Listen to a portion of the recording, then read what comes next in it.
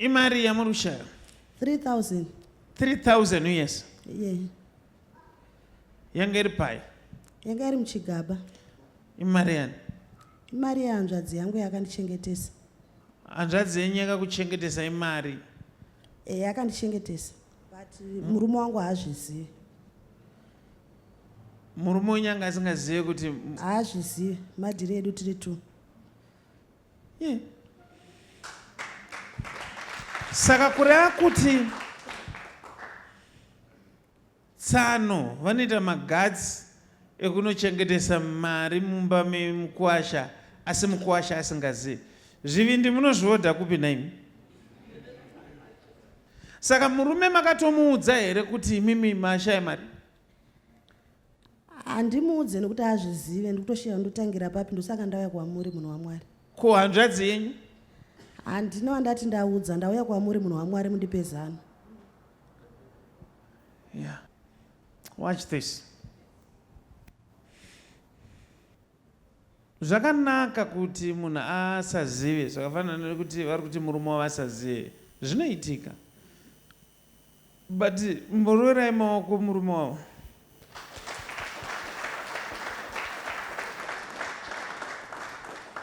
Mozini ndiri kunzi imimi kutambura kwese kwamuri kuita kufamba nemanheru kuya kuzobvunzira. Muchida kuziva kuti mari yakaenda kupi. Haikone kuenda kure ka. Nekuti murume wenyu ndiye akangotora mari. Prophet. Peuzano. Hapana, aritoziva akangomirira kuti kana imasvika ka. Muchatanga sei kuti makashaya mari sei, muchaenda sei, muchaita sei. Handi zvagara pai muri kunyarara asi magara muchazongosvika. Let me tell you something. I don't know. Ndoda kuti mumbonyatsondinzwisisawo. Zvimwe zvinhu zvakafanana nenhumbu. Nhumbu inozongokura. You understand? Inini ndiri kuti unenge uri mukadzi akaita sei anoita dhiri rekuchengeta mari inosvika 3,000 mumba. Murume baba vemba vasingazive kuti mune mari yakawanda kudaro. Akagona. Ngotatita munyama kuti ndangozvitaura. Aifanira kutonotenga kana stende yake nemari yehanzvadzi yenyu. Handisi kuti kuba kwakanaka, pandiri kuti hondo inotangira pakuti iwe unofanira ku dambudziko rinoitika nderekuti kana uchiita chinhu hachizi chinhu chese chakanaka. Murume akazviona kuti mumba mune mari yakawanda, akatozviziva kuti iwe nehanzvadzi yako une zvauri kuita. Murume akangodecida kutora mari iyoyo achimirira kuti muchazosvika muchiswoti chii nezvemari iyoyo. Unotangira papi? Vakadzi vanonyepa, simudzai maoko. Endai munosiya kunyepa. Pane mumwe aroti hanzi munhu wese anonyepa.